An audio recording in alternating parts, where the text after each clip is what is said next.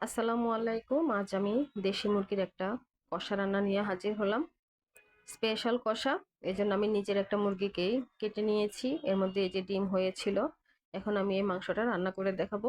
তার আগে নিয়ে নিচ্ছি একটা বাটিতে কিছু পোস্তদানা, কাঠবাদাম, চীনাবাদাম, পেস্তা বাদাম। এটাকে পানি দিয়ে ভিজিয়ে রাখবো 15 থেকে 20 মিনিট।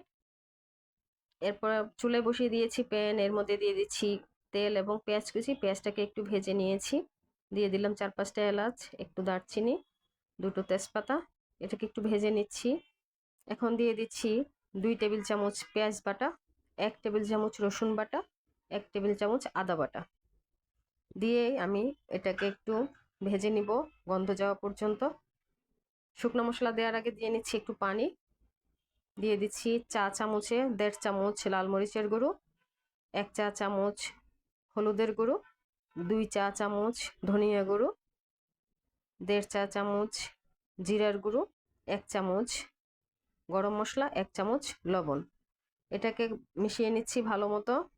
এখানে আমি তেলটা একটু কমই ব্যবহার করেছি। আমার যে চিকেনটা আমি কেটেছিলাম প্রচুর চর্বি ছিল ভিতরে, দেখতে পেয়েছি, এজন্য তেলটা একটু কম দিয়েছি, কারণ মাংস থেকে প্রচুর তেল বের হবে। এরপর যে মাংসটা রেডি করেছিলাম সেটাই মশলার মধ্যে দিয়ে দিলাম। দিয়ে এটাকে আমি মশলার সাথে মিলিয়ে নিচ্ছি। পেঁয়াজ এবং পেস্তা বাদাম এবং অন্যান্য যে উপকরণগুলো ভিজিয়ে রেখেছিলাম সেটা পেস্ট করে এখানে 3 টেবিল চামচ দিয়ে দিয়েছি।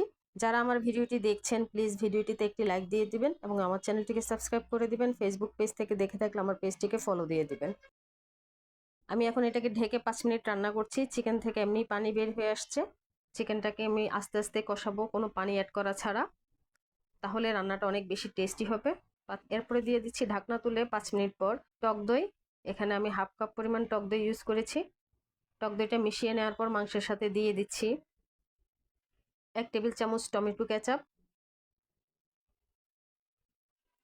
টমেটো কেচাপটা দিয়েও মিলিয়ে দিব ভালো মতো। এরপর মাংসটাকে আমি ঢেকে আবারও 5 থেকে 7 মিনিট রান্না করব। 5-7 মিনিট রান্না করার পর আমি এটাকে কাঠি দিয়ে নেড়ে দিচ্ছি যেন নিচে লেগে না যায়, সেজন্য আমি এখানে বারবার নাড়তে হচ্ছে। আবারও ঢেকে 5-7 মিনিট রান্না করব। আমার মাংসটা একদম কষানো হয়ে গিয়েছে, পারফেক্ট কষানো। এখন তেল, মাংসের মশলা সবকিছু আলাদা হয়ে গিয়েছে।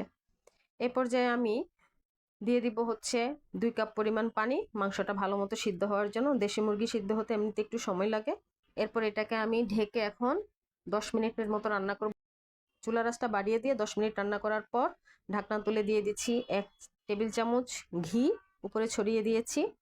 ঘি দেওয়ার পর দিয়ে দিচ্ছি পেঁয়াজ বেরেস্তা। পেঁয়াজ বেরেস্তা দিয়ে চুলাটা বন্ধ করে দিয়েছি, কারণ ইনফ্রারেডে রান্না করার পর 10 মিনিট এমনি অনেক হিট থাকে, সে 10 মিনিটে মাংসটা যথেষ্ট সুন্দর হয়ে যাবে। এরপর এটাকে আমি একটা সার্ভিং ডিশে খাবারের জন্য পরিবেশন করছি। ধন্যবাদ সবাইকে সাথে থেকে ভিডিওটি দেখার জন্য।